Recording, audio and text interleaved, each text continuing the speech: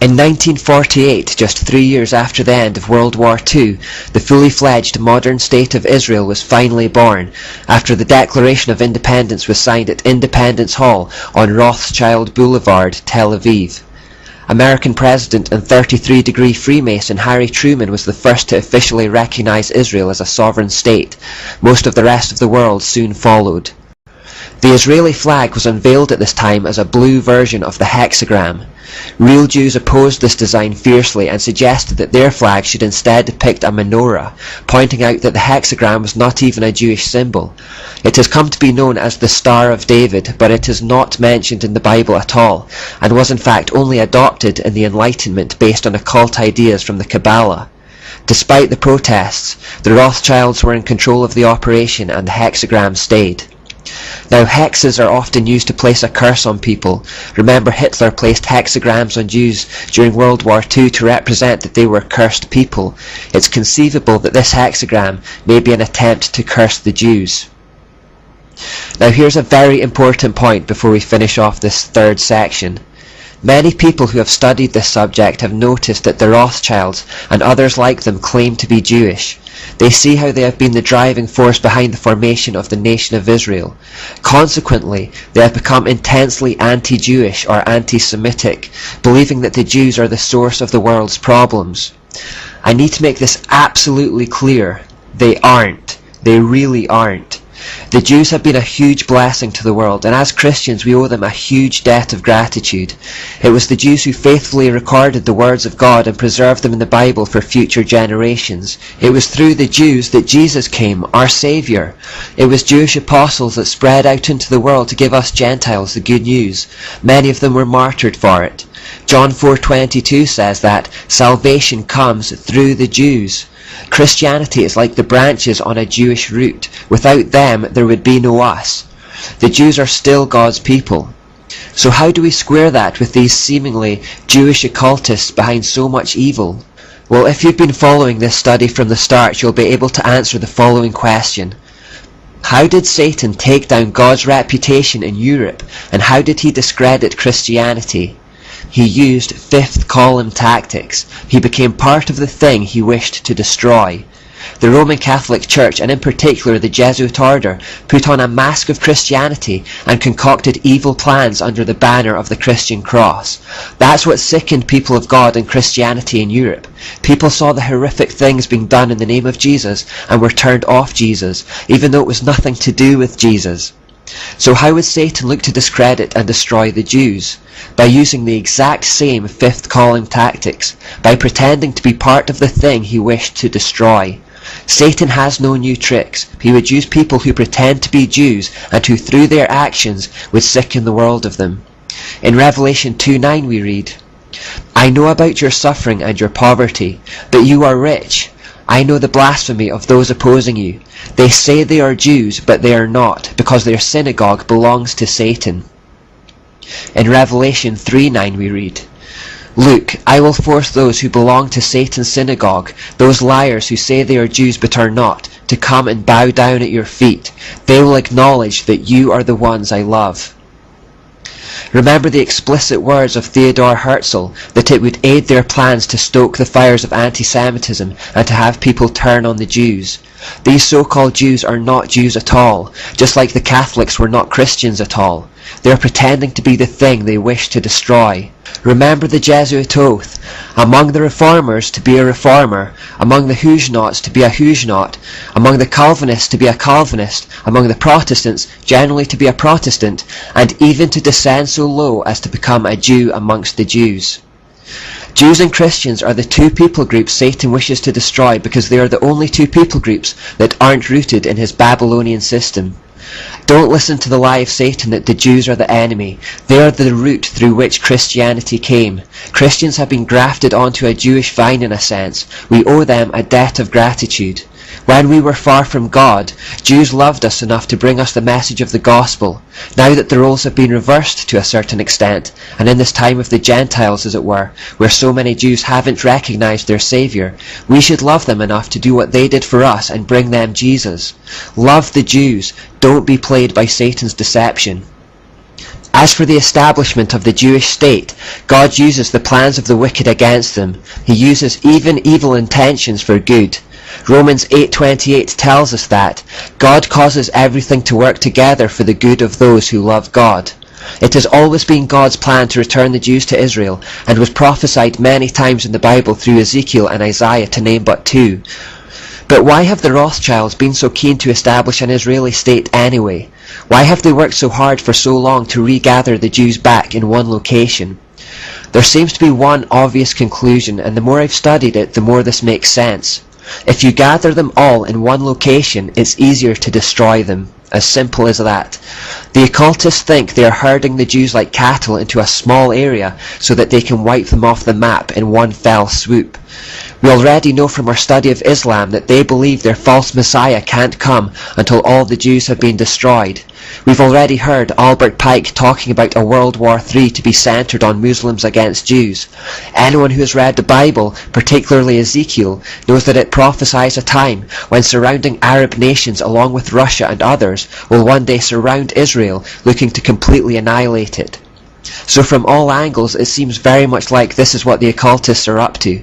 However, scholars of Bible prophecy will know that when the invaders surround Israel, looking to wipe it off the map, God himself will intervene and protect the Jewish people in a spectacular and terrifying fashion.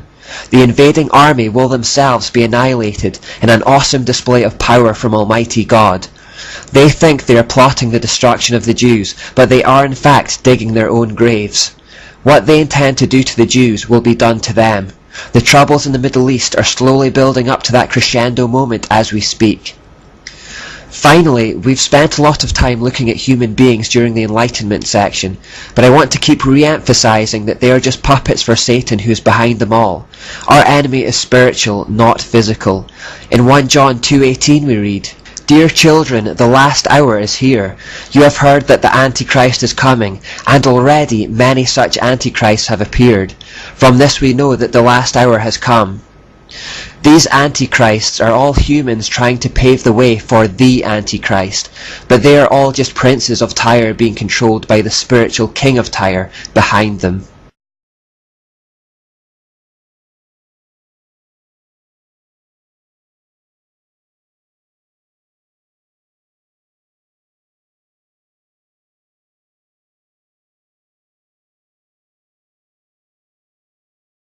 Back in the Old Testament we spent a good while looking at the dream that Daniel interpreted for Nebuchadnezzar, where he envisioned a figure whose head was made of gold, whose arms and chest were of silver, whose belly and thighs were bronze, and whose legs were iron mixed with clay at the feet. These represented the four great earthly kingdoms that were to come: Babylon, Medo-Persia, Greece, and Rome. We'll do a quick recap here. In your vision, your majesty, you saw standing before you a huge shining statue of a man. It was a frightening sight. The head of the statue was made of fine gold, its chest and arms were silver, its belly and thighs were bronze, its legs were iron, and its feet were a combination of iron and baked clay. As you watched, a rock was cut from a mountain, but not by human hands. It struck the feet of the iron and clay, smashing them to bits. The whole statue was crushed into small pieces of iron, clay, bronze, silver, and gold. Then the wind blew them away without a trace, like chaff on a threshing floor. But the rock that knocked the statue down became a great mountain that covered the whole earth. Daniel goes on to interpret this vision. After your kingdom comes to an end, another kingdom inferior to yours will rise to take your place. After that kingdom has fallen, yet a third kingdom, represented by bronze, will rise to rule the world. Following that kingdom, there will be a fourth one, as strong as iron. That kingdom will smash and crush all previous empires, just as iron smashes and crushes everything it strikes. The feet and toes you saw were a combination of iron and baked clay, showing that this kingdom will be divided. Like iron mixed with clay, it will have some of the strength of iron, but while some parts of it will be as strong as iron, other parts will be as weak as clay. This mixture of iron and clay also shows that these kingdoms will try to strengthen themselves by forming alliances with each other through intermarriage, but they will not hold together, just as iron and clay do not mix. During the reigns of those kings, the God of heaven will set up a kingdom that will never be destroyed or conquered. It will crush all these kingdoms into nothingness, and it will stand forever. That is the meaning of the rock cut from the mountain, though not by human hands, that crushed to pieces the statue of iron, bronze, clay, silver, and gold. The great God was showing the king what will happen in the future. The dream is true, and its meaning is certain. The important thing to note here is that the fourth and final empire in Daniel 2 refers to both a historic Rome and an end-time world empire or government. How do we know this? Well, in Daniel 2:34 we read that God will take a rock and strike the statue at the feet. When he does this, it will completely destroy the whole statue. This refers to the second coming of Christ, where Jesus, the stone from the mountain of God, crushes not only the final empire but also all trace of the previous world empires. This whole mystery system stemming from Babylon will be completely destroyed and blown away like chaff in the wind. When Christ destroys all trace of these old kingdoms, he will then establish his own eternal kingdom that will cover the whole earth. Now, if the statue is struck on the feet, meaning the Roman Empire, this means that the Roman Empire will have to exist in some form at the end of the age. This is often referred to as the revived Roman Empire, or the revived Holy Roman Empire. This will be the dominant kingdom at the end of time, and the system through which the Antichrist will come. Later, in Daniel 7, these same four successive kingdoms of Babylon, Medo-Persia, Greece, and Rome were shown to Daniel in another vision, this time in the shape of animals. There it says, "The first beast was like a lion with eagle's wings." That means Babylon. "Then I saw a second beast, and it looked like a bear." That means Medo-Persia. "Then the third of these strange beasts appeared, and it looked like a leopard. It had 4 birds' wings on its back, and it had 4 heads." That means Greece. "Then in my vision that night I saw a fourth beast, terrifying, dreadful, and very strong. It devoured and crushed its victims with huge iron teeth and trampled their remains beneath its feet. It was different from any of the other beasts, and it had 10 horns. And that means Rome. Fast forward to the end times, and in Revelation 13 we read about a beast rising out of the sea. In biblical prophecy, the sea represents the peoples of the earth. So out of the peoples of the earth comes a beast, and it is described like this. "Then I saw a beast rising up out of the sea. It had 7 heads and 10 horns, with 10 crowns on its horns, and written on each head were names that blasphemed God. This beast looked like a leopard, but it had the feet of a bear and the mouth of a lion. And the dragon gave the beast his own power and throne and great authority." Notice that this beast is a mixture of the 4 animals from Daniel 7. This end times beast therefore represents an amalgamation of the 4 world empires: Babylon the lion, Medo-Persia the bear, Greece the leopard, and then they become one in Rome. The dominant end times kingdom will be an embodiment of all those separate kingdoms in one. Revelation 13 goes on to say that, "I saw that one of the heads of the beast seemed wounded beyond recovery, but the fatal wound was healed. The whole world marveled at this miracle and gave allegiance to the beast. They worshipped the dragon for giving the beast such power, and they also worshipped the beast. 'Who is as great as the beast?' they exclaimed. 'Who is able to fight against him?'"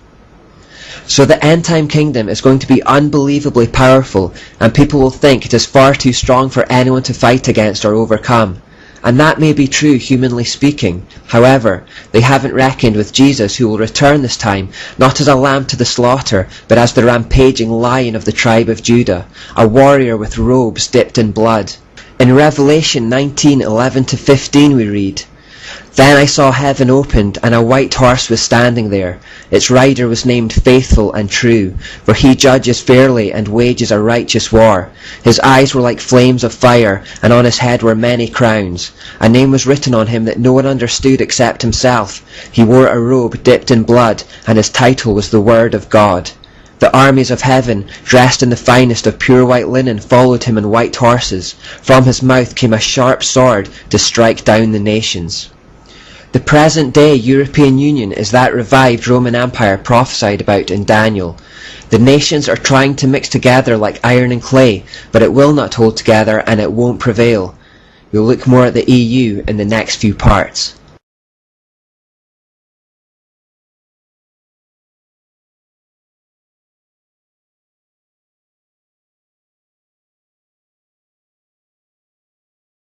We know that occultists like to do their talking through symbols, so we only have to look at those surrounding the new Europe to see evidence of what it truly represents. At the moment there are two European Parliament buildings, one in Brussels, Belgium, and a more recent construction in Strasbourg, France. This is a picture of the one in Strasbourg, which has deliberately been built to symbolise the unfinished Tower of Babel. Now why is it circular and not a ziggurat or pyramid shape? Well, they based the design on this painting by a 16th century artist, Peter Bruegel. So although the painting is inaccurate and consequently the design of the building is inaccurate, the intent behind it is clear to see. This is the poster that announced the completion of the Strasbourg Tower in 1999. As you can see, they didn't even try to hide the fact that it was based on the Tower of Babel, as they used a representation of the original painting in the poster rather than a photo of the actual building. This poster was actually banned after it caused so much controversy. The slogan at the bottom right reads, "Many tongues, one voice." Remember that God scattered people with different languages to stop them constructing their satanic system and their satanic tower. Well, here they explicitly reveal the intention to reverse what God did at the original Tower of Babel and to reconvene in unified defiance of God. It has taken several millennia for Satan to achieve this reversal, but in modern-day Europe, and indeed in the whole world, there is now a dominant international language of English that the vast majority understand. This allows cooperation between nations that had been impossible since Genesis 11. You may also notice that there are 12 stars around the top of the tower in the poster. The EU flag is a circle of 12 stars, but notice that these particular stars are inverted. We know that inverted pentagrams represent Satan as the horned god Baphomet. So we have openly satanic symbols not only alongside, but encircling and hovering over the new Parliament building. This is symbolic of Satan's position of authority in the European system. Here is the actual EU flag. The European flag was itself designed by a devout Catholic, Arsène Heitz, who was inspired by the halo of 12 stars that often encircles Mary's head in Catholic pictures. Pope John Paul dedicated the continent of Europe to Mary, and his successor, Pope Benedict XVI, made the unification of Europe under Mary's Catholicism the primary goal of his papacy. Because the Catholic Mary is none other than the ancient demonic deity Asherah, they were dedicating the European Union to her spiritual rule. One thing I've also noticed recently about the EU flag is that they've started stylizing it into an all-seeing eye symbol at various events. The circle of stars becomes the centre of the eye, and the lines above and below act as the lids. The national anthem for the European Union is Ode to Joy. The lyrics were written by Friedrich Schiller, and the poetic translation of the German goes as follows. Joyful spark of hope and glory, unity with the divine, drunken under fire goddess, we approach thy holy shrine. Thy magic shall unite forever those nations which were not. Every mortal becomes one, and your rule shall not be forgot. So the national anthem of Europe is therefore an anthem to Asherah that talks about bringing everyone into unity with the divine so that we may become as gods ourselves. It talks about entering the shrine of the pagan goddess with drunkenness and being united by the power of magic and fire. This is deeply wicked stuff. Within the main chamber of the Strasbourg unfinished tower building there are 679 seats. They have all been filled except one which currently lies empty, the 666th one. And now to the crux of the matter.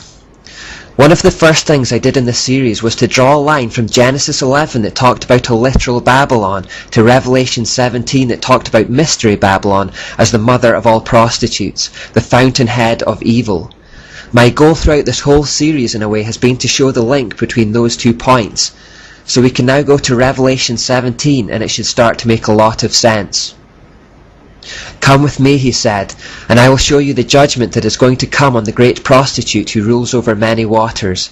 The kings of the world have committed adultery with her, and the people who belong to this world have been made drunk by the wine of her immorality. So the angel took me in the spirit into the wilderness. There I saw a woman sitting on a scarlet beast that had 7 heads and 10 horns, and blasphemies against God were written all over it. The woman wore purple and scarlet clothing and beautiful jewellery made of gold and precious gems and pearls. In her hand she held a gold goblet full of obscenities and the impurities of her immorality. A mysterious name was written on her forehead: Babylon the Great, mother of all prostitutes and obscenities in the world. I could see that she was drunk with the blood of God's holy people who were witnesses for Jesus. I stared at her in complete amazement. The woman, as we know, is the goddess who is the embodiment of this false religious system that started back in Babylon. The same false mystery religion we've been following throughout all history in this series. Continuously throughout that time, the same goddess has kept popping up in the background under the name of Semiramis, or Asherah, or Jezebel, or Mary, or the goddess of reason. This evil system is the source of all obscenities in the world. We've seen that. How what started in Babylon has flowed down through history, creating all false religions and polluting people with evil ideas, causing oppression, death and misery by various means. Revelation tells us she is drunk with the blood of God's holy people. We've seen that too. We saw what she did to true Christians through Catholicism and through the Jesuits and through the French Revolution, to name just a few examples. She killed anyone who got in her way. Now what does Revelation 17 say she rides in on? What is she paired with or connected to? The beast she is riding matches the description of the beast from Revelation 13 and Daniel 7, the end-time empire of iron and clay. This New World Order, amalgamation of all the previous world empires centered in Europe. It has the same description. 7 heads and 10 horns and blasphemy is written all over it. So the woman or prostitute represents the false mystery religion. The beast that she rides in on represents the false political or temporal system. And this is a picture of what Semiramis did with Nimrod back in Babylon. Remember that Semiramis was primarily the religious figurehead and Nimrod was primarily the political figurehead. And the spiritual is actually more important because spiritual authority sits behind temporal authority to give it strength. So get the image in your mind of a woman riding on a beast. And now look at this monument which sits outside the Strasbourg building. And now look at this one outside the Brussels building. A woman riding a beast, specifically a bull, is actually one of the primary motifs for Europe and has appeared on stamps, phone cards and currency. We know that Nimrod or Baal was represented as a bull in ancient times, so here we have Baal and Asherah all over the stamps and currency and outside both parliament buildings. The prostitute and the beast, the false religious system riding in on the back of the false political system, the male and the female in one. The reason this logo was picked because in the Greek form of the mysteries, Asherah became known as Europa. So actually, the entire continent is named after Asherah. And in one story, Zeus saw this beautiful woman, ran into the ocean with her and raped her. After her death, she was then given the title, the Queen of Heaven, which we also know is a title Asherah uses. The European Union has 3 legislative branches: the European Commission, the European Council, and the European Parliament. Most of the legislative power lies with the Commission and the Council. Both of these branches are completely undemocratic. Those on the Commission are unelected and it is unaccountable to any electorate. It cannot be changed or removed by the people. When the commissioners are given their role, they take an oath to abandon any national allegiance. So effectively it is run by an elite who can do what they like. And they are the ones who come up with the policies in the EU. The next branch down, the European Council, is made up of the Prime Ministers and Presidents of Member States. While they have been elected by the people of their nation, they make decisions without consulting national parliaments and act effectively like elected dictators. People in Britain will remember Gordon Brown sneaking off to Lisbon to sign away our sovereignty on what was effectively a constitution without referring to the people, because he knew that we would reject it if asked. He gave us no say in the matter and did it anyway. All these national leaders don't get to create policies, they only vote on policies handed down to them by the Commission, that is, the unelected elite at the top. The third branch, the European Parliament, is the only branch with any democratic principles at all, but it has very little power by comparison with the other 2. Every year, countries hand over more and more of their national sovereignty to the centralised dictatorship. Here in Britain, we've had several examples recently of Europe imposing law changes on our country by people none of us voted for and who none of us know or want. Our politicians carry on regardless. As you can see, the stage is being set for the emergence of a global political system, a global economic system, and a global religious system based on the mystery Babylon religion. But if the European Union will be the most powerful empire at the end of time, there is still a whole world out there to be brought into line. Another occult organization has been tasked with that project, the United Nations.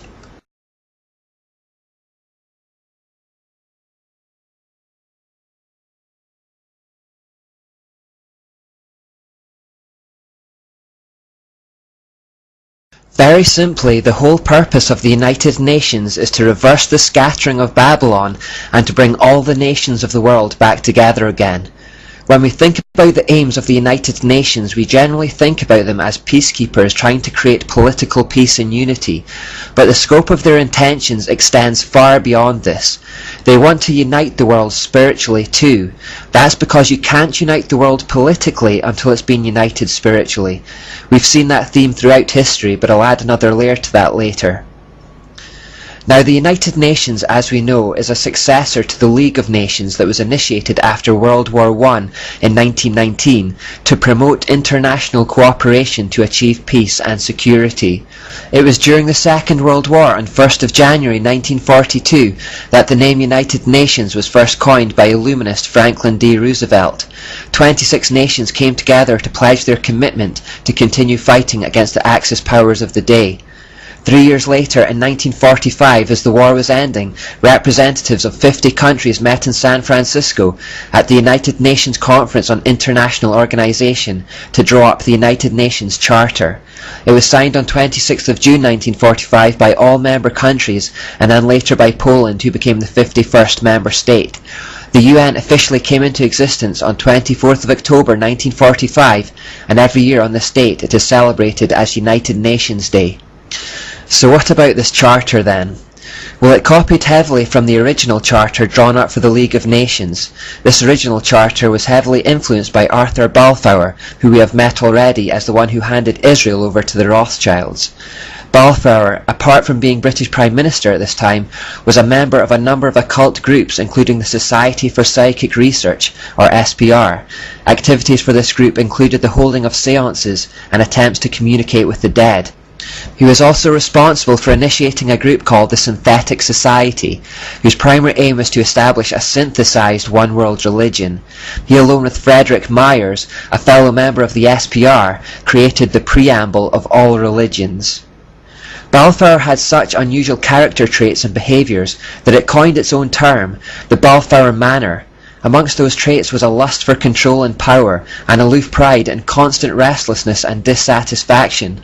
These are all character traits associated with Satan, and they hint at his influence and presence with Balfour. In particular, the constant restlessness is unusual and puts us in mind of one of Satan's most famous names, Beelzebub or Baalzebub, the Lord of Restless and Unsettled Motion. Harold Begbie wrote about him in his 1920 book, Mirrors of Downing Street, saying, "He loves office more than anything this world can offer. Neither in philosophy nor music, literature nor science has he ever been able to find rest for his soul. It is profoundly instructive that a man with a real talent for the noblest of those pursuits which make solitude desirable in retirement and opportunity should be so restless and dissatisfied, even in old age." He loved power more than anything and couldn't find rest. His dabbling in the occult seems to have opened up the door for demonic influence in his life, and it is from this character, Balfour, that we get the first signs of the establishment of a one-world religion within a political organization, the League of Nations. The United Nations that followed used various elements of the League of Nations as a template, and the nature of those pioneers that followed wasn't much of an improvement on Balfour. The two men who were largely responsible for writing the UN Charter were Alger Hiss and Joseph E. Johnson. Alger Hiss was accused of being a Soviet spy, charged with espionage against the United States, and of being a member of the United States Communist Party. At his trial he was found guilty of several counts of perjury and was imprisoned for the same. This was the man who became the first acting Secretary General of the United Nations. Joseph E. Johnson later became secretary of the Bilderberg Group, a secret Masonic society containing persons of influence in the fields of politics, banking, business, the military and media. I've pretty much sidestepped organisations like those, but if you do any research at all into this subject, you'll quickly come across that name. Along with Hiss, Johnson patterned the UN Charter after the Constitution of Russia and the Communist Manifesto. The Communist Manifesto was of course written by Karl Marx and Friedrich Engels, those whose ideas can be traced back to Plato and the Kabbalah through the Enlightenment and French Revolution. As a result of these connections, the Constitution of the USSR is said to be almost identical to the Constitution of the UN. The first official Secretary General, in other words the first leader of the United Nations, was a man called Trygve Lie. He was a high-ranking official of Norway's Social Democratic Labour Party, which was an offshoot of the Third Communist International. Dag Hammarskjöld was the second Secretary General, and he was a Swedish socialist who openly pushed communist policies. The third Secretary General, U Thant, was a Marxist. You get the idea. U Thant openly stated, "World Federalists hold before us a vision of a unified mankind living in peace under a just world order. The heart of their programme, a world under law, is realistic and attainable." This was backed up by most leaders of the day. Winston Churchill said, "The creation of an authoritative world order is the ultimate aim to which we must strive." Charles de Gaulle, the French president, said, "Nations must unite in a world government or perish."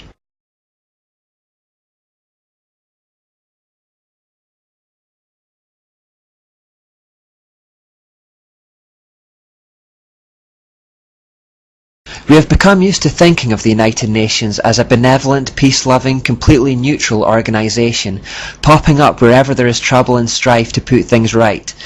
Whenever nations are squabbling, the UN steps in to mediate like a parent between naughty kids. We think of them as being completely trustworthy, impartial, and making just pronouncements by which the nations promise to abide. No one really examines this overarching body. The way to think of the UN is like a smartphone. When you get your smartphone, it doesn't do much by itself. What you have to do to make it useful is download applications or apps. If you want to use it for directions, you download a navigation app. If you want to calculate tips, then you get a tip calculation app. If you want to tune your guitar with it, you get a guitar tuning app. And if you want to watch YouTube videos, then you get a YouTube app. Similarly, the United Nations has various apps called non-governmental organisations, or NGOs, which take care of every aspect of daily life around the globe. They have an app or NGO for everything, from health to the economy, education, climate, food production, etc., etc. In that respect, they have their hooks in every single area of life around the world. Their Food and Agriculture Organisation has a World Food Plan. The World Health Organisation has a World Health Plan. UNESCO has a World Literacy Plan. The International Labour Organisation has a World Employment Plan, and the UN Industrial Development Organisation has a World Industry Plan. UN demographers provide population forecasts for the next 100 years, and the World Meteorological Organisation provides climate forecasts for the next several hundred years. They have an app for everything, a plan for every part of our lives. Now, if the UN was indeed just a neutral, benevolent, peace-loving organisation, we may not have much to be concerned about, but it isn't. It has a specific agenda that drives everything it does, and that agenda, as usual, is driven by spiritual beliefs. Everything they do, everything they promote, flows out of that spirituality.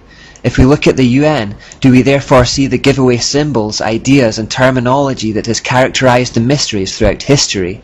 Do we see evidence of the hidden hand that has guided those mysteries from the beginning of time? Well, if we take a look at the UN logo here, I think we will. You will notice that this is a circle within a crescent, which is the ancient symbol of the joining of sun and crescent moon. Here is an ancient Hittite stone in which we can see virtually the same symbol, with the laurel wreath and the crescent moon beneath it. In Greece, a laurel wreath around someone's head depicted a deity, kind of like how Catholics put halos around heads in their pictures to depict a holy person. So in the Olympic Games, for example, which was born in Greece, when you see athletes having laurel wreaths placed on their heads on the podium, this signifies that they have become immortal in their victory, as gods. Julius Caesar also picked up on this idea and wore a laurel wreath around his head. So the laurel wreath around the planet may also have a pantheistic element of deifying the earth. Now let's take a look at one of the apps or NGOs the UN set up for spirituality, the Temple of Understanding. The Temple of Understanding was founded in 1960, and Jean Houston, a New Age guru and supporter of the temple, wrote in her book Trojan Horse, "The temple's purpose is to facilitate the one world religion through the promoting of both the acceptance and the embrace of all religions, beliefs and rituals. The Temple of Understanding's meditation room was to be known as the Hall of Illumination, where the Illuminati, Masters of Wisdom, or leaders of the Temple of Understanding will train the public in the new humanistic cult to create a new type of mystic. Included in its membership have been the likes of Hugh Thant and Eleanor Roosevelt, and it has set up chapters all over the world. Its headquarters are in the largest cathedral in the world, the Cathedral of St. John the Divine in New York City. Don't be fooled by the Christian-sounding name, it's a terrible place. Its building was partly funded by the Grand Master of the Masons of New York and featured on the front page of the Masonic World magazine in 1925. Amongst other things, it is notorious for displaying a female Christ figure and was one of the first to promote the ordination of homosexual clergy in the 1970s. It is a stronghold for several other occult organizations and New Age philosophies. As the mother institution of the New Age movement in the United States, its goal is to eclipse what they call the Age of Pisces with the Age of Aquarius. That's the astrological way of talking about the move from the modern era into the postmodern era that we looked at earlier. This building also has links with the cult of the People's Temple that was started by Jim Jones and which ended in mass murder. Every year at Halloween, this Masonic temple cathedral hosts a ceremony called the Grand Procession of the Ghouls, in which demons, ghouls and monsters walk through the sanctuary to macabre organ music. Here we also see a pagan coven engaging in a ceremony dedicated to Lucifer called Lucia. The Temple of Understanding has full UN accreditation and has been a key NGO in the spiritual department of the United Nations. 12 individuals listed as directors or advisors of the Temple of Understanding are also members of the UN's Global Forum Councils. Those forums have in the past welcomed numerous speakers who've openly supported a neo-pagan world religion. James Lovelock, for example, said that Gaia was the giver of life and had the capacity to heal herself, but that humans were cancers or parasites to this goddess Gaia, an illness too overwhelming for her to heal herself. Al Gore has also been a guest several times at the Cathedral of St. John the Divine, where he hinted at a pantheistic worldview, saying that God is not separate from the earth. Another member of the board of directors of the Temple of Understanding is Thomas Berry. He openly stated his belief that the world is being called to a new, post-denominational, even a post-Christian belief system that sees the earth as a living being, with mankind as her consciousness. Madeleine L'Engle, one of the Temple of Understanding's founders, gave courses inside the Temple of St. John the Divine, initiating worshippers into shamanism, out-of-body experiences, astral projection, the tarot, fortune-telling, psychic powers, yoga, sexual magic, astrology, abortion, and especially earth worship. This is the spirituality at the core of the United Nations, and the one it promotes around the world. They want the New World Order to be built on this kind of paganism, the whole world under the mystery religion. And we'll look more at this in the next few parts.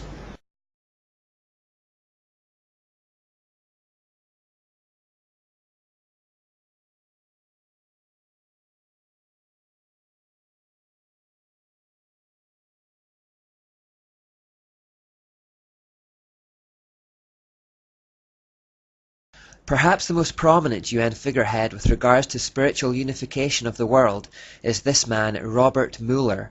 He died in 2010, but was Under-Secretary General of the UN for 40 years, and he is revered within the UN as the philosopher or prophet of hope of the United Nations. His spiritual viewpoints were quite clear. He said, "We must move as quickly as possible to a one-world government, a one-world religion, under a one-world leader." He believed that peace for this one-world order rested primarily on religion, saying, "Peace will be impossible without the taming of fundamentalism through a united religions that professes faithfulness only to the global spirituality and to the health of this planet." He also said, My great personal dream is to get a tremendous alliance between all the major religions and the UN. Because he held one of the top jobs in the UN for 40 years, he obviously had huge influence on the goals of the organisation, but the problem goes much further than that, because as well as being the driving force behind the spirituality of the UN, he also created something called the World Core Curriculum, which, as the name suggests, is intended to be an education programme or framework for the entire world. He is therefore also known throughout the world as the father of global education. Not only this, but he actually established specialist Robert Muller schools where his educational ideas could be taught in their purest form. There are over 30 in existence and more are being established each year. The World Core Curriculum earned him the UNESCO Peace Education Prize in 1989. Now, since UNESCO is just an NGO of the UN, that seems a little meaningless to give yourself an award, but anyway, following the plaudits he received from within the UN, he also drew up a framework for world media coverage, as well as a framework for planetary and cosmic consciousness, and a framework for arts and culture. Basically, these are plans for how they might dominate the information flows to influence the mindsets of the world. My focus is the World Core Curriculum because the idea was that the UN issues this document to the nations who then use it as the framework for their own regional school curriculums. By this method, all the schools around the world would start teaching their kids the same ideas about life. The coming generations would then have the same worldview and the same attitudes for the New World Order. Robert Muller said of it that we must steer our children toward global citizenship, earth-centered beliefs, socialist values and the collective mindset which is becoming a requirement for the 21st century workforce. He went on to say, a World Core Curriculum might seem utopian today. By the end of the year 2000, it will be a down-to-earth daily reality in all the schools of the world. Now, he was a little ambitious with the timescale, but the determination to see it happen hasn't gone away. Here in Scotland, a new curriculum has just been introduced called the Curriculum for Excellence, and although it has been heavily criticised by parents and by teachers alike, it openly bases itself on UN frameworks, and one of its key components is preparing children for global citizenship, and it uses phrases like the child's well-being and well-becoming. Most people wouldn't pick up on that, but we know from the evolution part that the word becoming is an occult term for the evolution towards godhood. So if this World Core Curriculum is to be the source for national curriculums around the world that will be taught to coming generations of children, we need to find out what's in it. Robert Muller wrote in the World Core Curriculum notes that the underlying philosophy upon which the Robert Muller School is based will be found in the teaching set forth in the books of Alice A. Bailey. The school is now certified as a United Nations associated school providing education for international cooperation and peace. So this whole curriculum that is to be implemented around the world and which is to be fed to every child on the planet to prepare them for a one world government rests upon the philosophies of this one woman called Alice A. Bailey. We better find out more about her.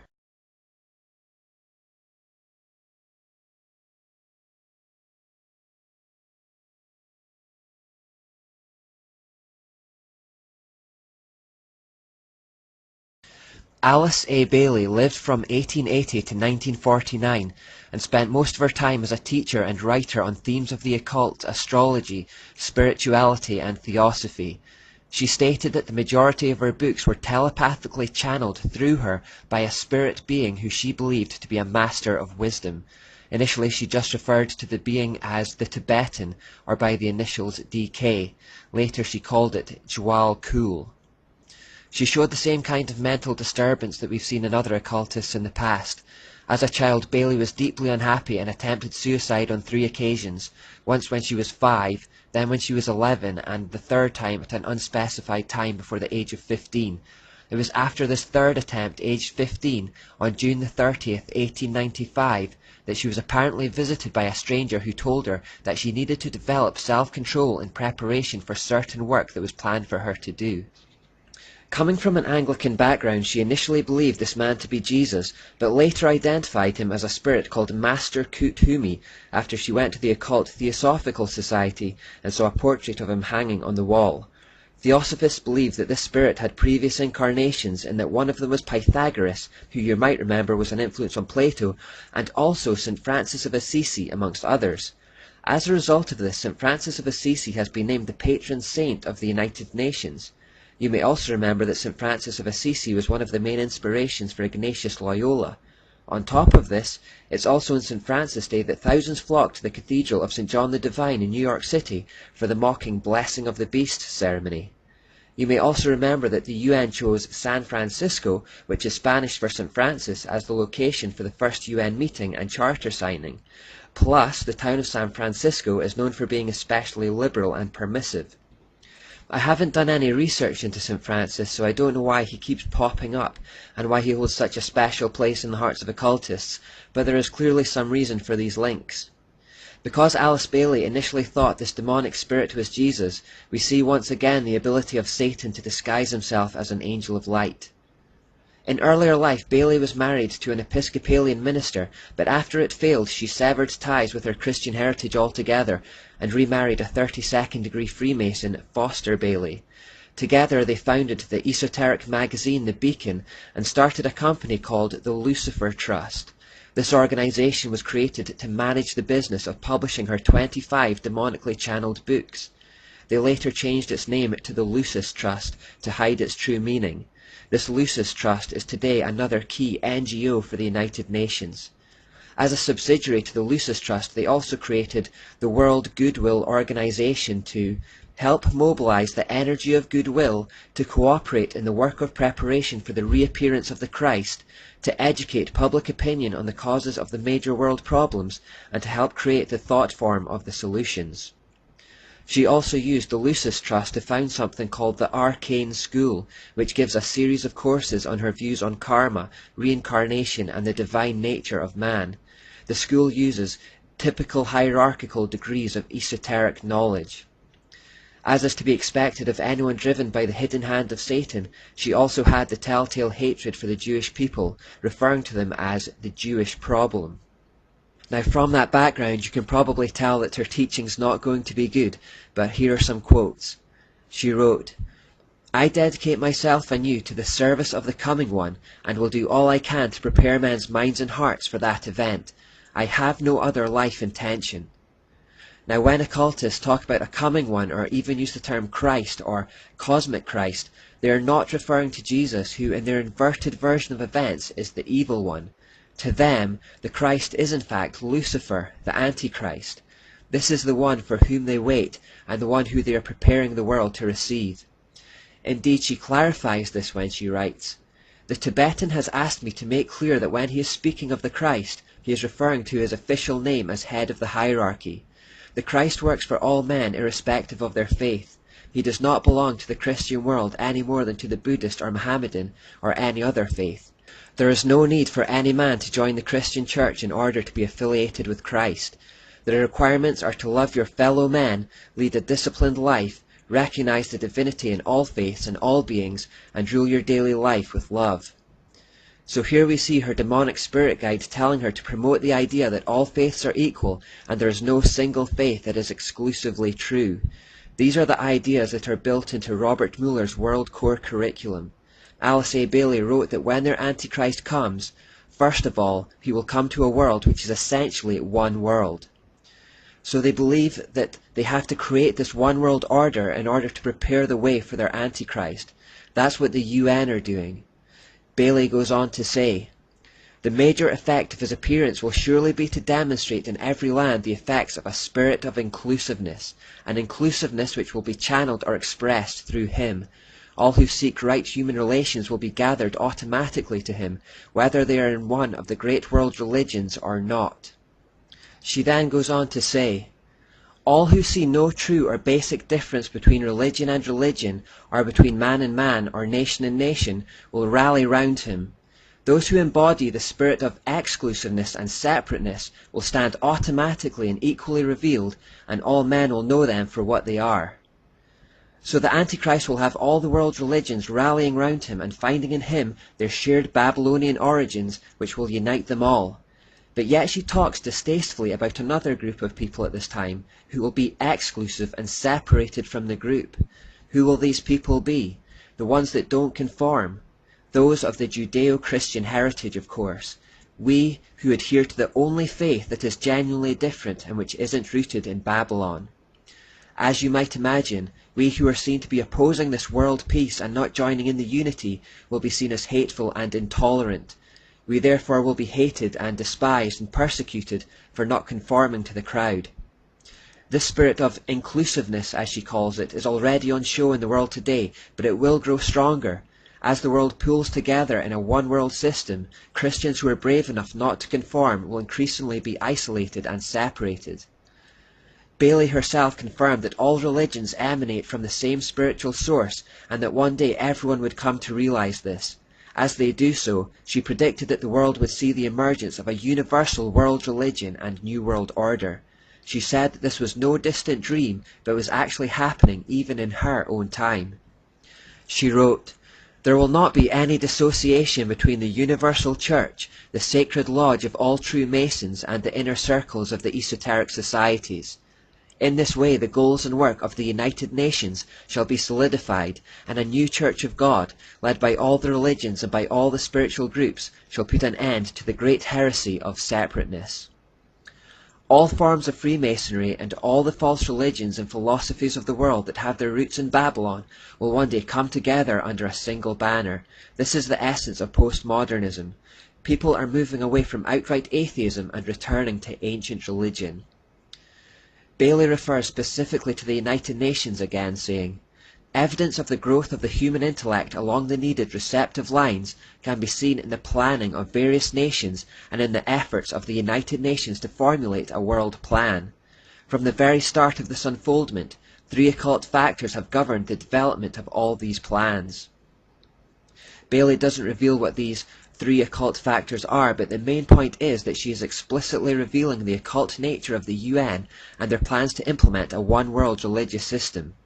She again goes on to say, "Within the United Nations is the German seed of a great international and meditating, reflective group, a group of thinking and informed men and women in whose hands lie the destiny of humanity. This is largely under the control of many fourth-ray disciples, if you could but realize it, and their point of meditative focus is the intuitional or Buddhic plane, the plane upon which the hierarchical activity is today to be found." Again, I don't know too much about this astrological system of which she speaks, and I don't think we need to go too much into it, but it's interesting that this fourth-ray discipline has the name Harmony Through Conflict, and is connected with the moon. So she's basically referring to the Hegelian principle and Ashura. And because we've always looked at the sun and moon in tandem, the sun in this astrological system of Bailey's apparently belongs to the second ray, which represents seeing beyond differences into unifying principles. Again, a feature of our time. Remember, Robert Mueller said that the basis of his educational ideas came from Alice A. Bailey. These are the ideas that the UN gave him an award for, and these are the ideas that the UN wants to be filtered into every school around the world so that coming generations of children will grow up with this mindset.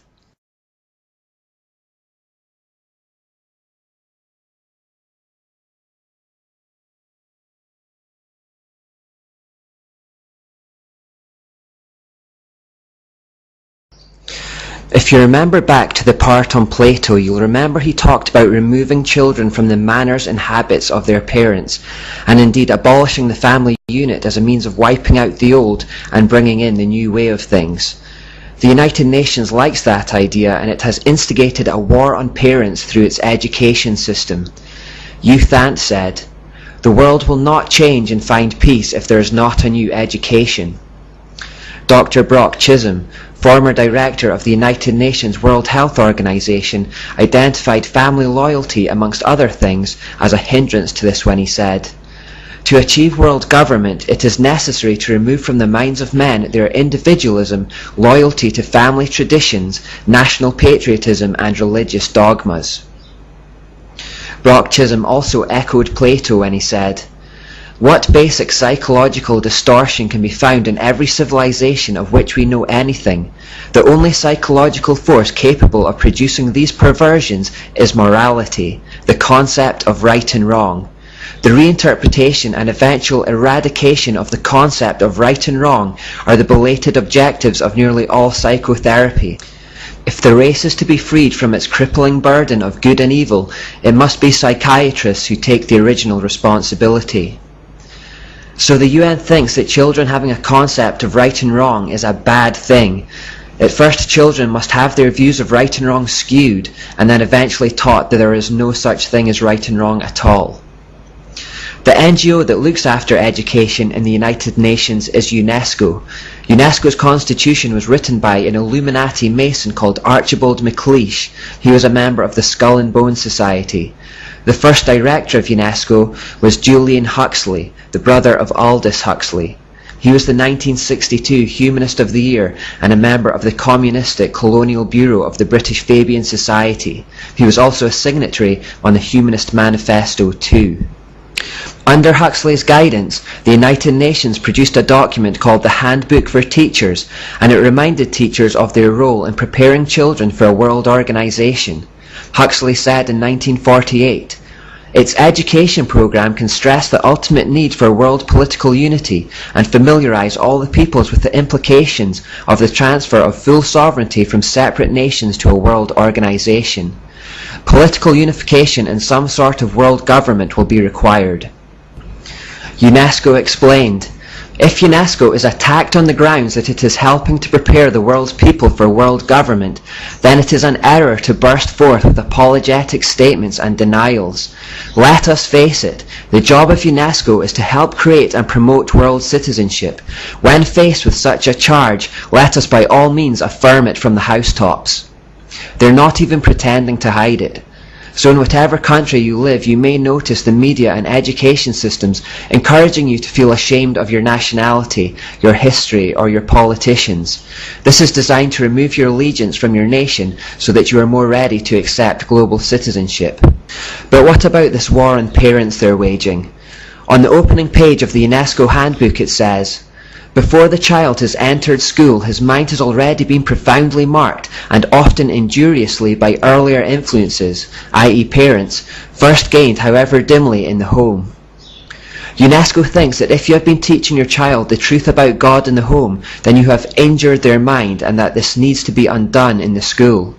Page 58 of the UNESCO handbook says, "As we have pointed out, it is frequently the family that infects the child with extreme nationalism. The school should therefore use the means described earlier to combat family attitudes. The whole aim is to undermine Judeo-Christian values and to eradicate it as an infection from the minds of children." Peter Hoagland perhaps sums up their attitude when he says, "Fundamental Bible-believing people do not have the right to indoctrinate their children in their religious beliefs because we, the state, are preparing them for the year 2000 when America will be part of a one-world global society and their children will not fit in." They are, in fact, encouraging children to rebel against their parents' instruction, and by doing so they are of course breaking the fifth commandment to honour your father and mother. On page 8 of the handbook for teachers it says, "The kindergarten or infant school has a significant part to play in the child's education.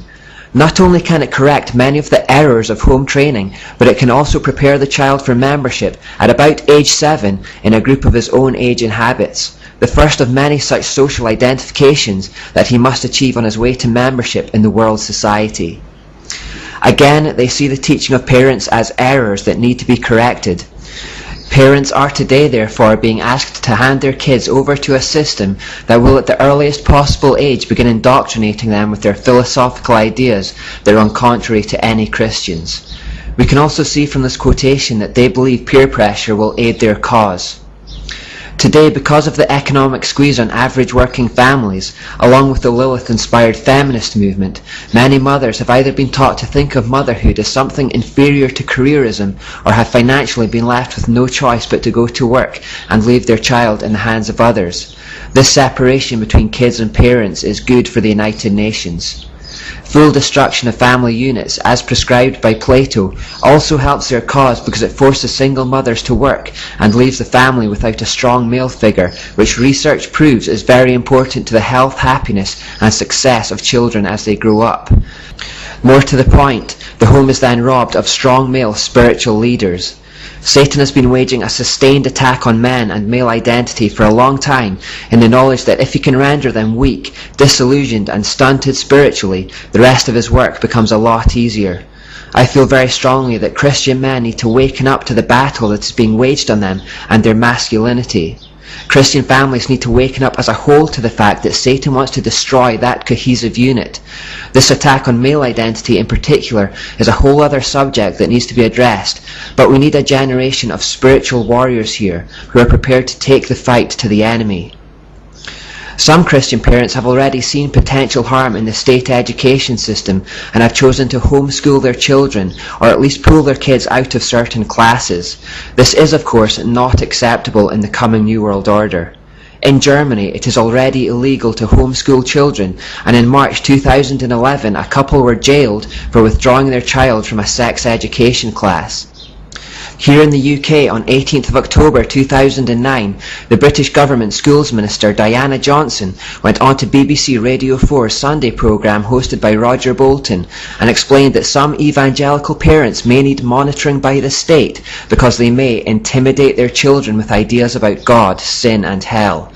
She explained that they were reviewing the rules of home education, and as part of the shake-up, the government wanted state education officials to have the right to interview homeschooled children without their parents being present. The intention, of course, is to identify and prosecute those parents who are giving their children Christian ideas that go against those of the New World Order. Are these the actions of a free nation, when the government wants to prosecute people who think the wrong things, believe the wrong things, and speak the wrong things? It seems to me we don't realise how dark things have become. So worried are the UK government that Christian parents could keep their children out of the system that they reviewed the homeschooling policy 3 times in just 4 years.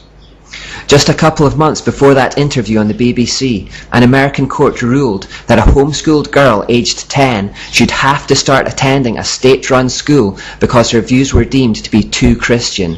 Her mother's attorney stated that the court decided that the girl's religious beliefs are a bit too sincerely held and need to be mixed amongst other worldviews.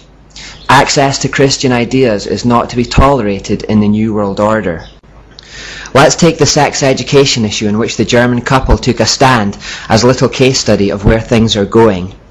Back on October 16, 1969, the co-founder of UNESCO, Reinhold Niebuhr, undersigned an advert from the Sexuality, Information and Education Council of the United States, or SICUS for short. It read, "It is the position of SICUS that contraceptive services should be available to all, including minors, who should enjoy the same rights of free and independent access to contraceptive care as do others. It is the position of SICUS that the use of explicit sexual materials, sometimes referred to as pornography, can serve a variety of important needs in the lives of countless individuals."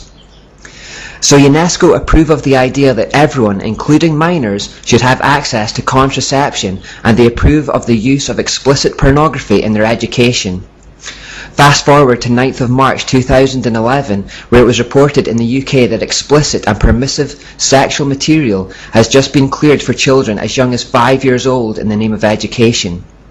Despite this education already having led to explosions in sexual promiscuity, disease and teenage pregnancies, this line has not been abandoned. Quite the opposite. The age at which children have access to it is reduced. Furthermore, free contraception is now widely available to facilitate early sexual activity, which is promoted as safe, but which is anything but. Disease has skyrocketed. These policies daily help destroy the lives of young people around the world. The reason it's not being reversed is because they're not really concerned about the well-being of individuals. The primary aim of the whole United Nations organization is to usher in the required conditions for their Christ Lucifer. The end justifies the means in their eyes. As the parents in Germany found out, they are jailed if they try to keep their children away from it.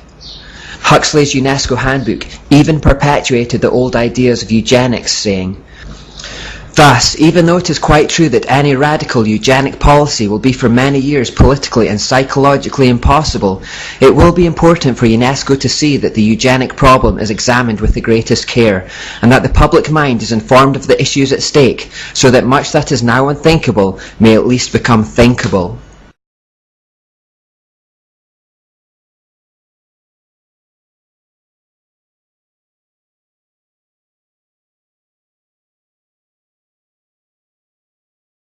Christians don't seem to be sure about how to deal with postmodernism and this spirit of inclusiveness, as Alice Bailey called it, that characterises it.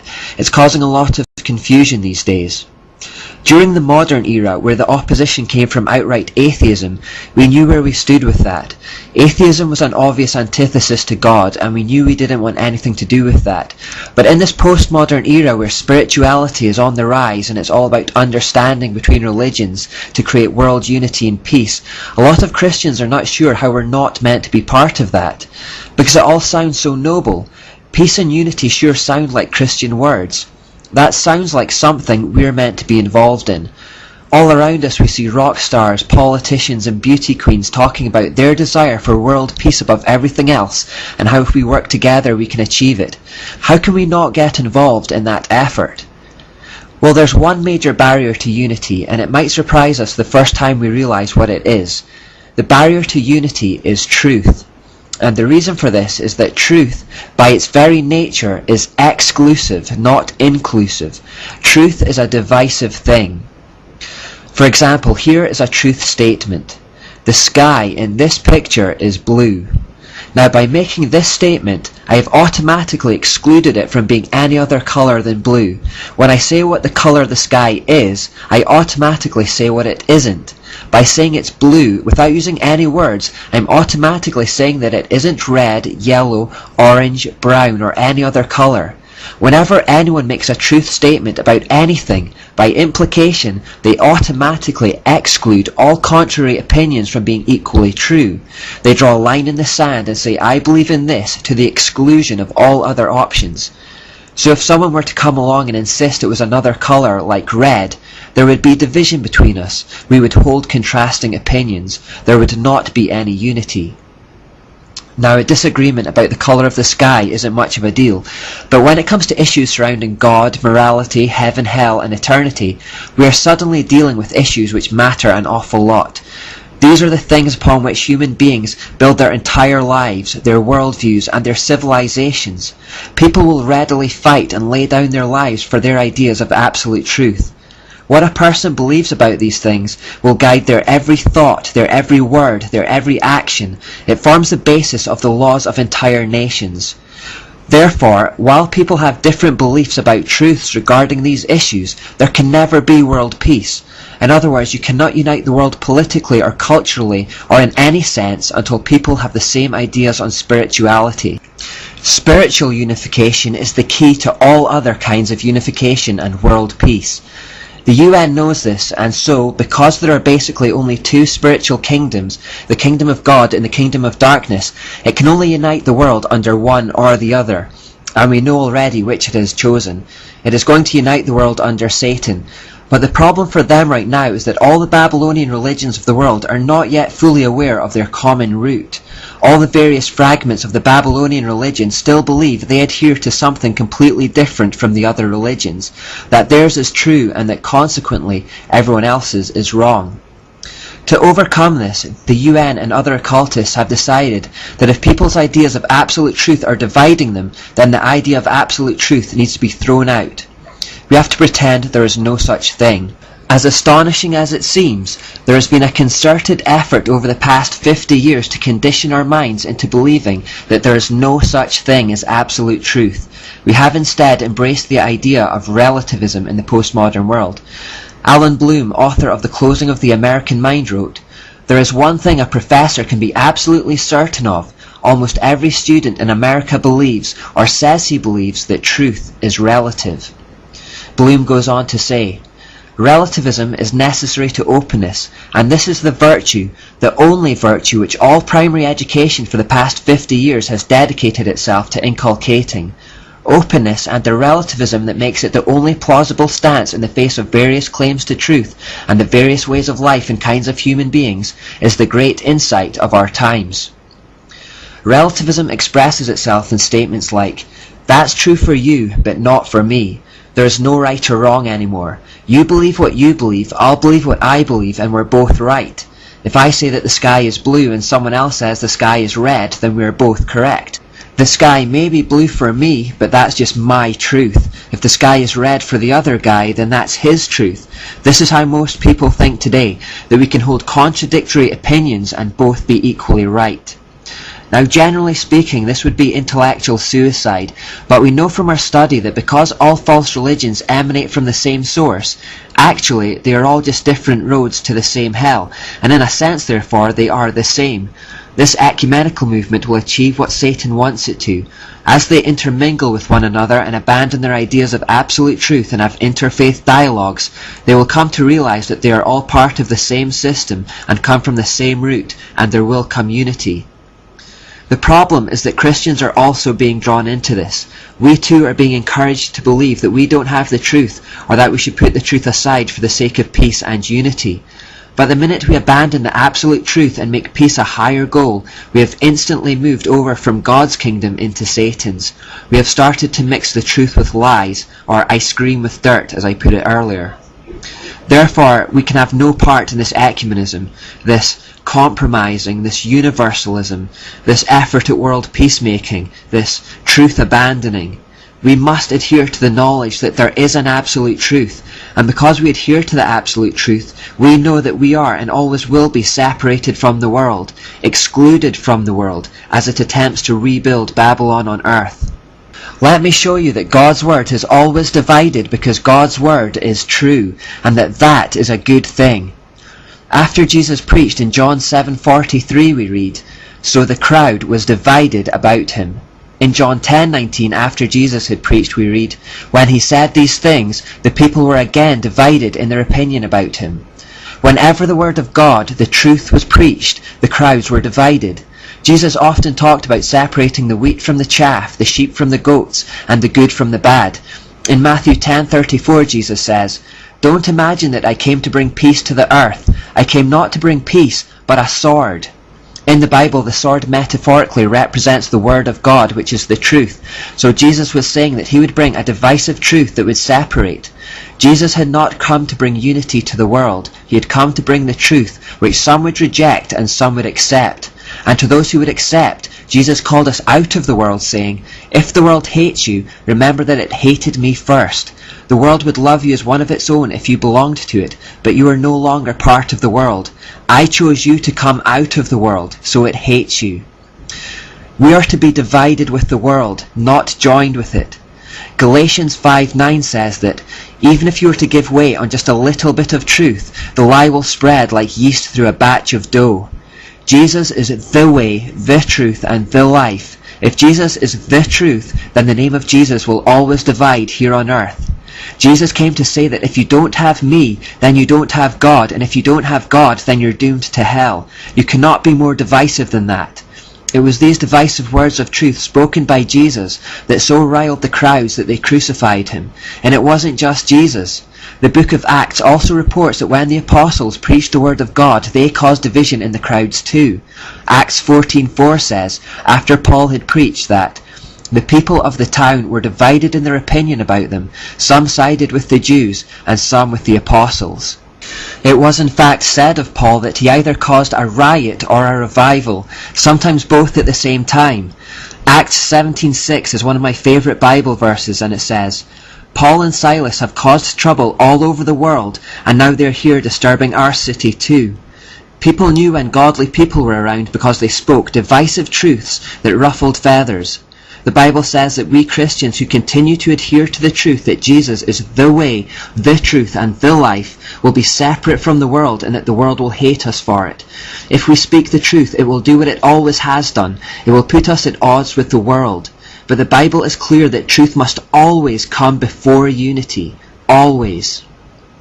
Where peace or unity is placed as the highest ideal in the minds of men, even above truth, we will soon find ourselves allowing false teaching, refusing to challenge heresies just to keep the peace, and even promoting it as equally valid in the name of tolerance and understanding. Unity above all is a deception. The truth has to come first, and then we unite under that truth. Jesus is the truth, so we put him first, and then unite under him and him only. We draw a line in the sand and unapologetically say, "Choose for yourselves this day whom you will serve, but as for me and my house, we will serve the Lord." Unity within the church is important, but we are never called to be united with the world. As the late Adrian Rogers once said, it is far better to be divided by truth than to be united in error. The world will find peace, but only when Jesus comes to establish his kingdom. That is, when the stone crushes the feet of the statue and his mountain covers the earth.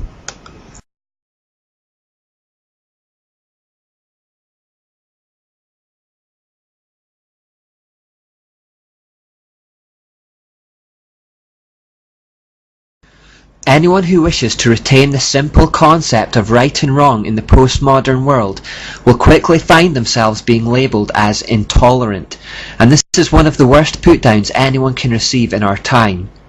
The implication of intolerance is that you're full of hate, you're judgmental, divisive, a danger to the unity, and you're proud for thinking that you could possibly have access to an objective truth. No one wants to be called intolerant, and just the suggestion that we might is enough to silence and immobilize many people who might dare to voice their opinion that there is such a thing as absolute right and wrong.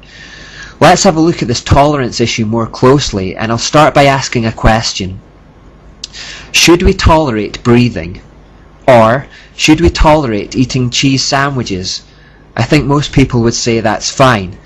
But should we tolerate murder? Should we tolerate rape? I think most people would say no, that we should be intolerant of rape and murder. So actually it turns out that there are things that should be tolerated and things that shouldn't. It turns out that there are things that it's good to be intolerant of. This seems so simple, and the Bible confirms it. Amos 5:15 says, "Hate what is evil, love what is good."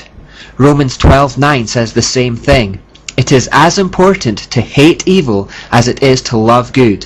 In other words, it is as important to be intolerant of evil as it is to love good. So just like that, the postmodern idea of tolerance completely unravels. The fact is that we are all intolerant of some things, things we deem to be evil, and tolerant of others, things we deem to be good. We all find ourselves quickly referring to a concept of right and wrong to decide what should be tolerated and what shouldn't. We don't think murder should be tolerated because we think it's evil. We think eating cheese sandwiches should be tolerated because that's good, that's fine. We're all intolerant of some things and tolerant of others. We only differ on what should be tolerated. So how do we determine what should be tolerated and what shouldn't? Where do we draw the line? Should we tolerate abortions? Should we tolerate gay marriages? To the people who hold unity as the highest ideal, the answer is always yes. Everything that anyone wants to do is good, so it should be tolerated. Let everyone do exactly as they please, all the time. Now this sounds quite loving and noble on the surface, but you will notice that when you say, let others do what they want to do, you automatically reserve that privilege for yourself. Let others do what they want to do automatically implies, let me do whatever I want to do. And let me do what I want to do doesn't sound so noble and loving. In fact, it sounds exceedingly selfish and immature. And that is the real bottom line of this idea of tolerance. The cult of tolerance is a very egocentric, selfish and self-centered view of existence that says, don't make me feel bad about my immorality. Don't bring up any ideas of right and wrong that sear my conscience and trouble my spirit. Just leave me alone to do whatever I want to do, and I'll let you do the same. And if you try to confront me, I'll call you intolerant or judgmental or hateful to immobilize you. Now, interestingly, the golden rule of Satanism is, do what thou wilt shall be the whole of the law. In other words, the core principle of life as a Satanist is to do whatever you want all the time. Everything and anything is allowed if it makes you feel good and works for you. So this cult of tolerance conducted in the name of peace and unity has actually created the perfect conditions for the world to live under a completely satanic philosophy. We tend to think that being outright satanic is to drink blood and dance around cauldrons naked, but the essence of Satanism is far more mundane than that. The essence of Satanism is simply to do what you want. That's why Satanists regard My Way by Frank Sinatra as one of the most satanic songs of all time.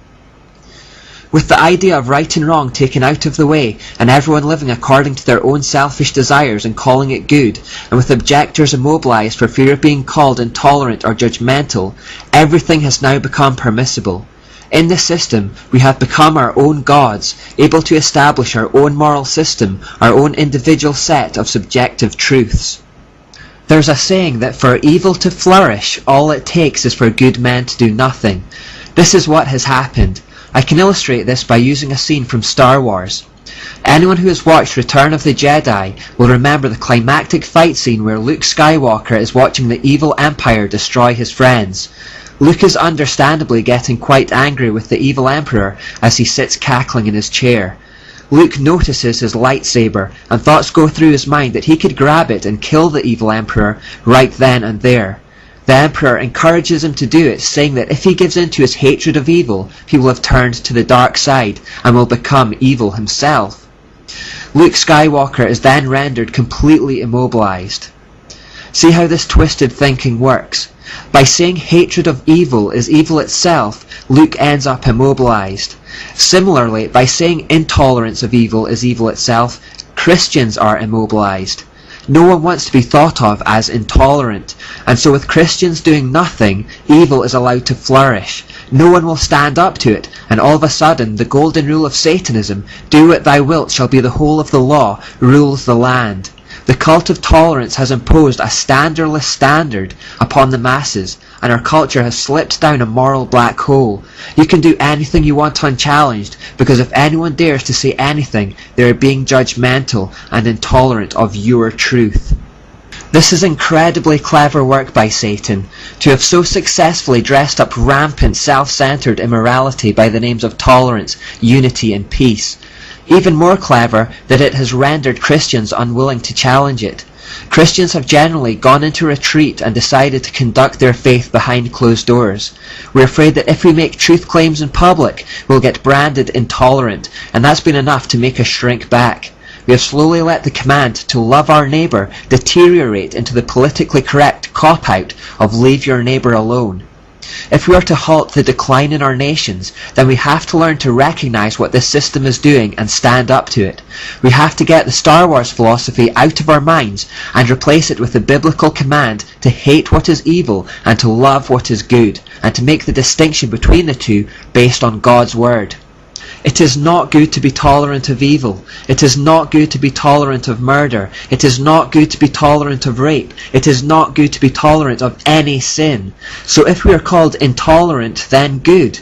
It shows you have a sense of right and wrong. See that accusation for what it is, and attempt to immobilize you from speaking God's truth into the world.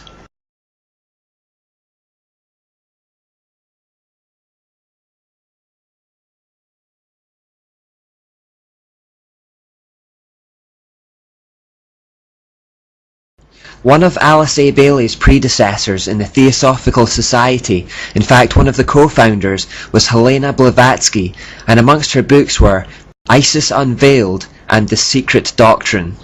From that latter book she says, Lucifer represents life, thought, progress, civilization, liberty, independence. Lucifer is the Logos, the serpent, the saviour. She later said, it is Satan who is the real God of our planet and the only God. She also said, the celestial virgin which thus becomes the mother of God and devils at one at the same time, for she is the ever-loving beneficent deity. But in antiquity and in reality, Lucifer or Luciferius is the name. Lucifer is the divine and terrestrial light, the Holy Ghost and Satan at one and the same time. In it she also confirms that the different names for the mystery gods and goddesses are the same being by different names, saying, now we have but to remember that Shiva and the Palestinian Baal or Moloch and Saturn are identical. Helena Blavatsky has many followers of her teaching. Some who are known to be fans of her books were Adolf Hitler, Aleister Crowley, Mahatma Gandhi, Elvis Presley and William Butler Yeats. Her dying words were, keep the link unbroken, do not let my last incarnation be a failure. Her immediate successor was Annie Besant, and then following her came Alice A. Bailey, who in turn became the source of inspiration to Robert Mueller, who in turn became the spiritual figurehead in the United Nations. They've all been links in a chain, and they knew it.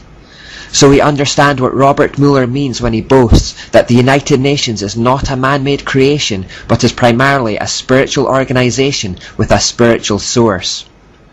No human force will ever be able to destroy the United Nations, for the United Nations is not a mere building or a mere idea. It is not a man-made creation. The United Nations is the vision light of the Absolute Supreme, which is slowly, steadily, and unerringly illuminating the ignorance, the night of our human life. The divine success and supreme progress of the United Nations is bound to become a reality. At his choice hour, the Absolute Supreme will ring his own victory bell here on earth through the loving and serving heart of the United Nations. Again, his Absolute Supreme isn't the Christian Absolute Supreme, but is instead the Antichrist. Robert Mueller proudly says here that the United Nations ideal will never be destroyed by any human force because it wasn't created by man but by Lucifer. Now on this subject, the Bible actually agrees. It won't be a human force that brings down the system. It will be Jesus himself, who crushes it into nothingness and blows it away like chaff in the wind. And as Daniel 2:44 then says, the God of heaven will set up a kingdom that will never be destroyed or conquered. It will crush all these kingdoms into nothingness, and it will stand forever. Robert Mueller wrote ominously in Dispatch magazine in June 2001, "Do not worry if not all religions will join the United Religions Organization. Many nations did not join the UN at its beginning, but later regretted it and made every effort to join. It was the same with the European community, and it will be the case with the world's religions, because whoever stays out or aloof will sooner or later regret it." It might be just me, but there seems to be a hint of menace in those words. It's as though he's saying, if we don't sway you with the Plan A tactics, then be sure that Plan B tactics will follow later. If you don't conform, you're going to regret it. You will be a part of the system one way or the other. The Bible also tells us that these tactics will indeed unfortunately work on many Christians. 1 Timothy 4:1 says, "Now the Holy Spirit tells us clearly that in the last times some will turn away from the true faith. They will follow deceptive spirits and teachings that come from demons."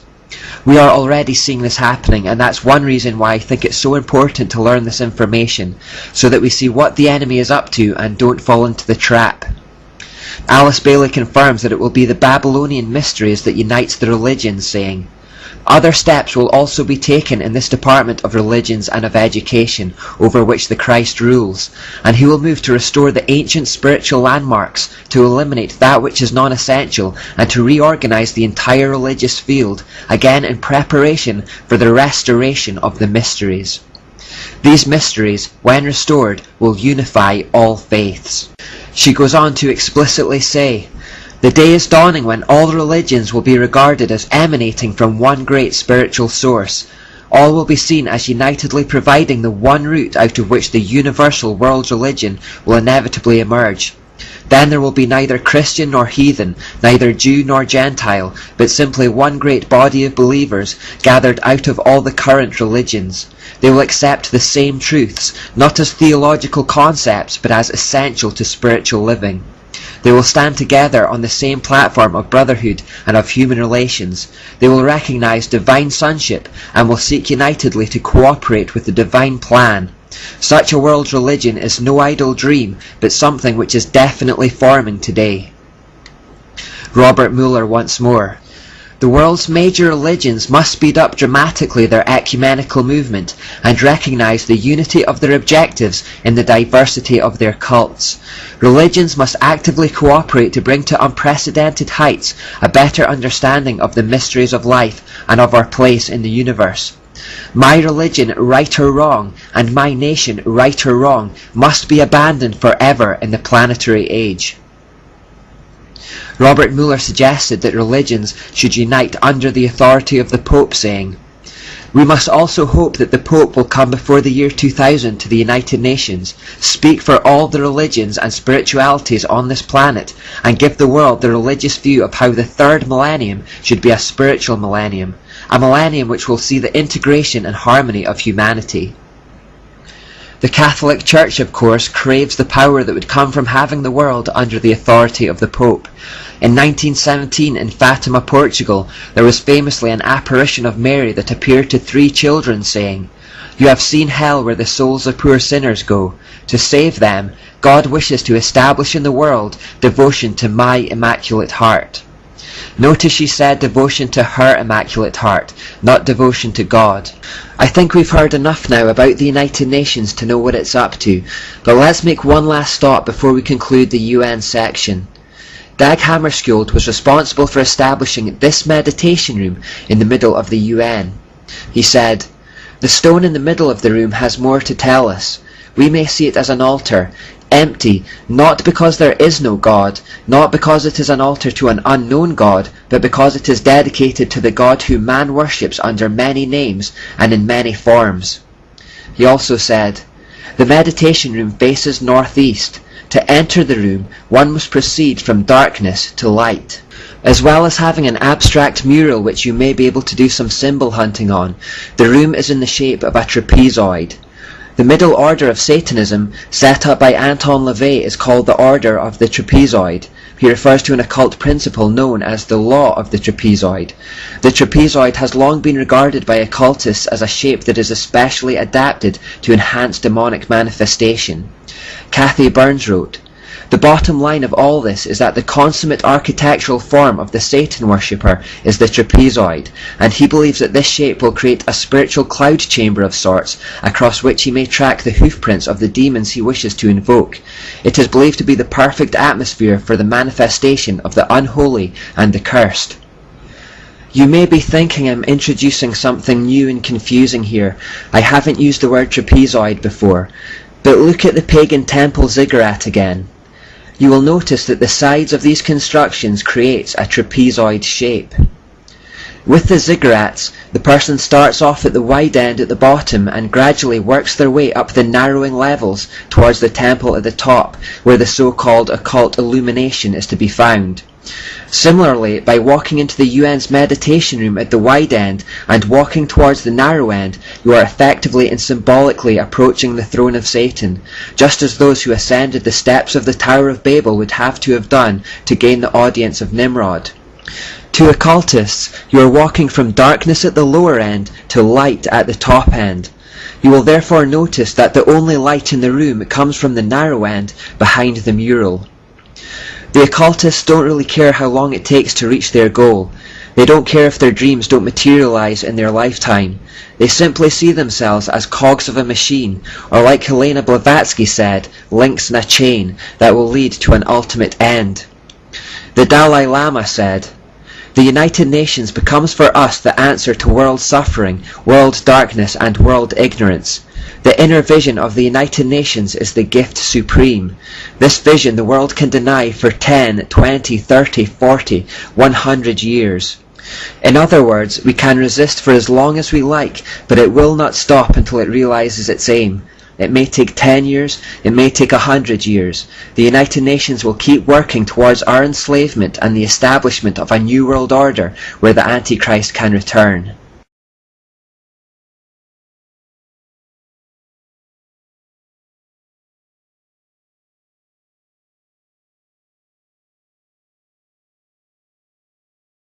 We already know that modern-day Israel, at least in an earthly sense, had a lot to do with the efforts of the Rothschilds.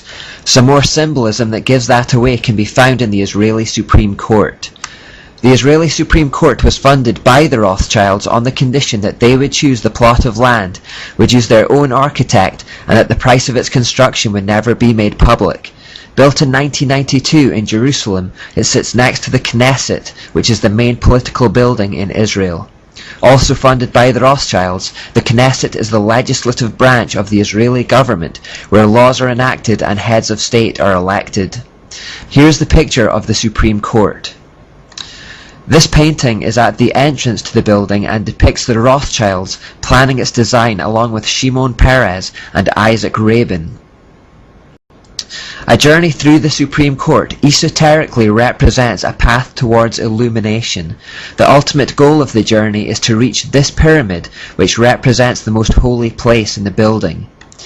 Each side of the pyramid has a circular hole at the top representing the all-seeing eye. Let's do a picture walkthrough along this so-called path of illumination from the beginning, and do some symbol spotting along the way. Firstly, the person who enters the Supreme Court finds himself in a dark area in front of a stairway leading to a source of light at the other end. By climbing these stairs, the visitor gradually moves away from the darkness towards illumination. There are exactly 3 sets of 10 steps equaling 30 overall. These represent the first 30 degrees of Freemasonry. Since there are 33 degrees to Freemasonry overall, we'll discover where the remaining 3 are later. You'll notice that the right side of the wall is made from rough old rocks, reminiscent of ancient Jerusalem walls, while the left is smooth and modern. This represents the timeless nature of the occult teachings that have been transmitted from ancient Babylon to today, and is a repeated theme throughout the Supreme Court. Having climbed the steps, the visitor finds that he is on a high point with a great view over the rooftops of Jerusalem. We know that Satan wants to try and claim the high points in a region because he wants to be the most high, so no further explanation is required here. Embedded on the floor is a line which guides the traveller to the entrance of the library, which is placed right underneath the Great Pyramid. This is the path you walk to the holiest place, and of course the library itself represents knowledge. This picture is taken from the 2nd floor of that library. The library is actually divided into 3 levels, symbolically representing the final 3 degrees of Freemasonry. The first level is reserved for lawyers only, the second is reserved for judges only, and the books on the 3rd level can only be read by retired judges. This represents the movement through the degrees, acquiring higher and higher knowledge. The library functions like all occult hierarchies, where some information is the exclusive privilege of a select few. These are the 3 levels of the library. Right above the 3rd level, representing the final degree of Freemasonry, there is this view of the pyramid. This is where the Freemasonry ends and the elite Illuminati begins. Directly beneath the apex of the pyramid is this geometric floor pattern, with a crystal embedded in the floor at the centre. There are 6 squares representing the number of man, and each square of course has 4 sides, which is the number that represents the world. The crystal in the centre lies directly under the apex of the pyramid. This is similar to the sun symbol embedded at the centre of the Capitol crypt in Washington, D.C. The entrances to the courtrooms themselves look like this. They are said to resemble ancient Jewish tombs. Apparently in some Jewish tombs there were holes where the soul was supposed to leave. They have retained these holes in the courtrooms, perhaps to allow spirits to come and go in a similar manner.